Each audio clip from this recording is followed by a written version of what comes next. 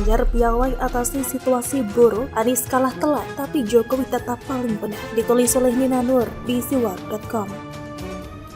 Sebelum kita lanjut, jangan lupa subscribe dan nyalakan loncengnya agar Anda menjadi yang pertama mendapatkan informasi dari jurnal terupdate.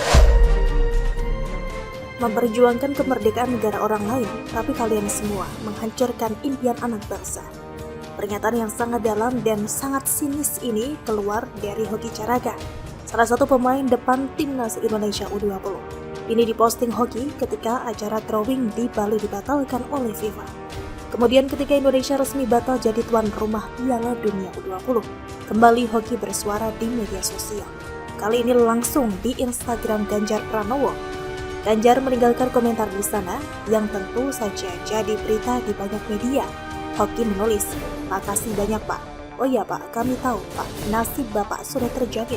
Masa depan Bapak juga sudah bagus. Sedangkan kami ini Pak, kami baru mau merintis karir menjadi lebih baik, tapi batu lompatan kami sudah dihancurin sama Bapak." Semua dengan huruf besar ya, diakhiri dengan tagar, "Makasih Ganjar _Pranowo."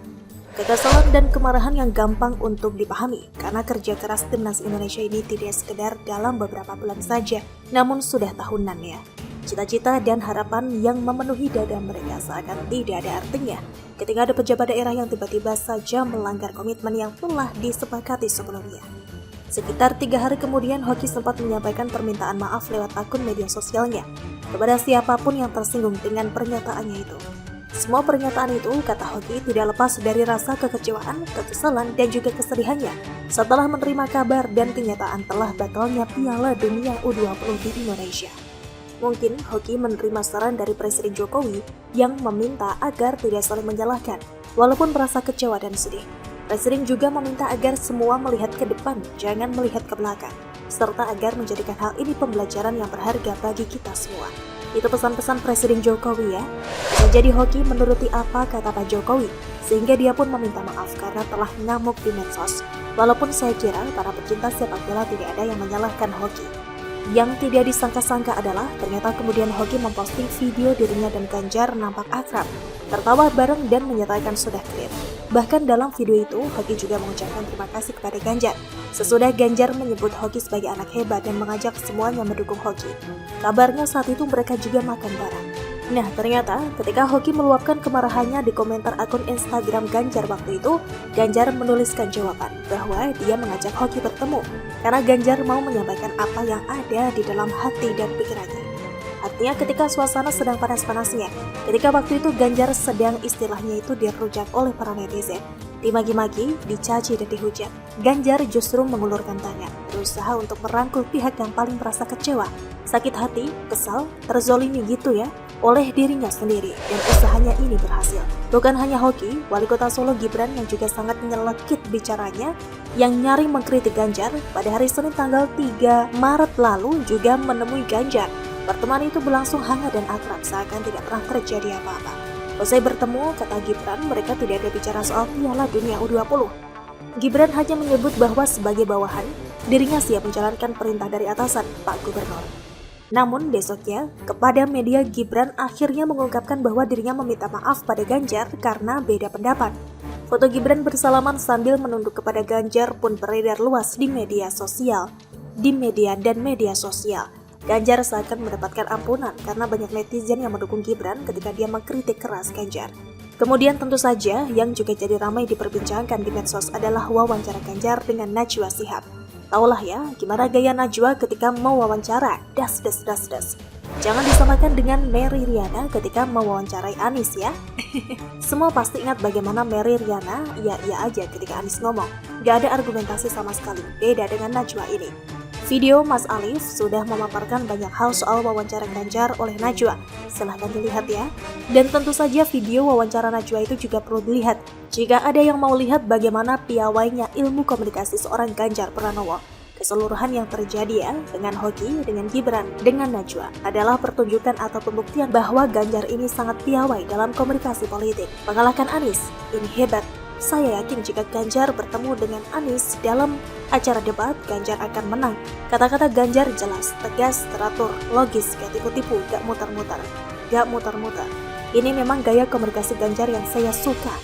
Ya, memang saya masih kesal dan kecewa dengan Ganjar, tapi saya pasti mengakui ketika Ganjar menunjukkan kualitasnya. Ganjar bisa mendekati generasi muda seperti Hoki dan Gibran. Ganjar tahu bagaimana caranya masuk dan beradaptasi dengan dunia generasi muda ini. Di depan Najwa, Ganjar mengungkapkan dengan jelas bahwa langkah yang dia ambil itu bukan atas perintah Ketum PDIP, Ibu Megawati, seperti yang dituduhkan banyak pihak. Soal ini sebenarnya sudah dijelaskan oleh Sekjen PDIP sendiri, tapi bukan berarti apa yang dilakukan oleh Ganjar melanggar ideologi partai maupun konstitusi negara ini. Karena justru itulah alasan utamanya. Untuk lebih lengkapnya, silakan saja melihat videonya Najwa. Poin saya dalam video ini adalah mengapresiasi upaya komunikasi Ganjar yang saya nilai sangat cemerlang dan membandingkannya dengan Anies. Anies senyap ya ketika ada situasi buruk yang menimpanya. Ketika terjadi kebakaran di Pelumpang yang menewaskan puluhan nyawa, dan Anies dalam rekam jejaknya ternyata merupakan pihak yang memberikan izin pada warga untuk tinggal di sana. Padahal tanah itu merupakan milik Pertamina.